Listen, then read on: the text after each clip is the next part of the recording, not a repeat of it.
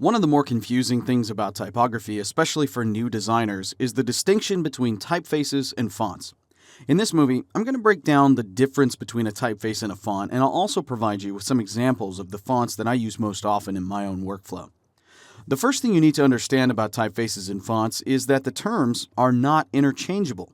Even though most people use them interchangeably in everyday conversation, there's a very distinct difference between the two. I like to think of it like this. Typefaces are like families, and those families contain several different family members known as fonts. Let's take a look at it in a more simplified manner. Meet the Helvetica family. You've got Mrs. Helvetica Regular, Mr. Helvetica Bold, their daughter, Helvetica Light, and the baby of the family, Helvetica Oblique. Together, they make up the Helvetica family, or typeface.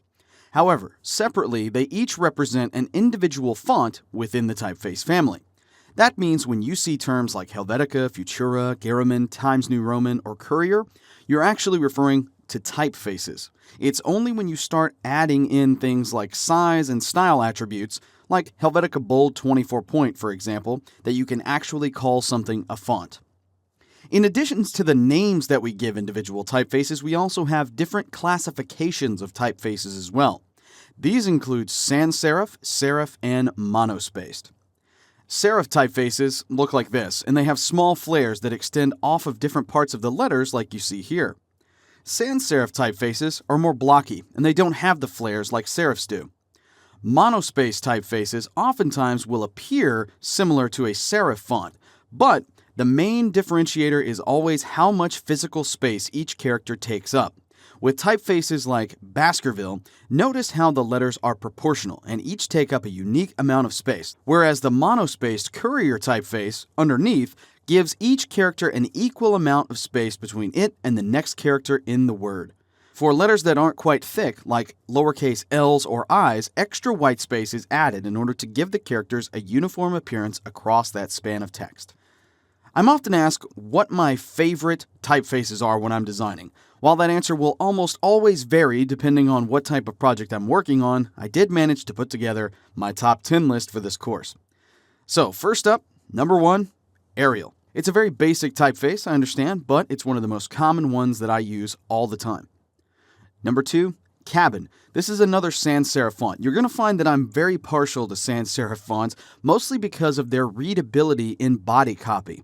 Now, when I'm working on headings and things like that, I do tend to use serif fonts for those, but only in moderation.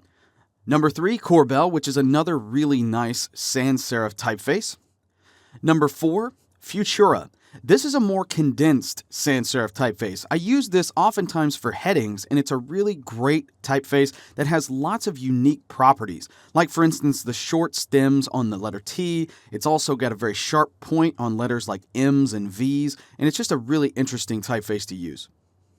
Number 5, Georgia, one of my favorite serif typefaces that exists. Number 6, Gotham.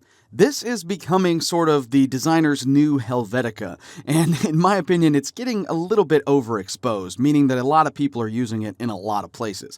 That being said, it's still a really great typeface, and it does go right in line with Helvetica, which is number 7 on my list. Now, this is, of course, the typeface that everybody uses. You can see Helvetica in use on street signs, business cards, billboards. Every day, you probably see an example of Helvetica somewhere. That's why it's one of the most popular typefaces that's ever been invented. Number 8, League Gothic. This is a great headline font and one that you'll see me use quite often. League Gothic is very condensed, making it easy for you to have longer headlines fit within a constrained amount of space. It does get a little hard to read when you use all caps, though, so I would take caution when using this in that case. Number 9, Myriad, or Myriad Pro. Both of which I like a lot. This is a great typeface that falls right in line with Helvetica, Arial, those kind of typefaces. Very good for body copy, and it's one of the standard typefaces that comes with a lot of software and operating systems. The last one is one that you've been seeing throughout these presentations in this chapter a lot, Rockwell. It's an interesting serif typeface. It's got more of a slab serif appearance to it. I really like it when it comes to headings and, obviously, for slides in Keynote and PowerPoint presentations as well. There are literally thousands of typefaces to choose from out there. Ultimately, it comes down to what typeface fits the project and what font from that typeface is appropriate for each facet of your design. I just hope that you have a better understanding now of the difference between fonts and typefaces, so that as you continue your design education, you aren't confused, and so you can speak intelligently about the subject when you're conversing with other designers in your field. Believe me, as often as people mistakenly use these terms, it'll be a breath of fresh air to other designers to hear you use them correctly.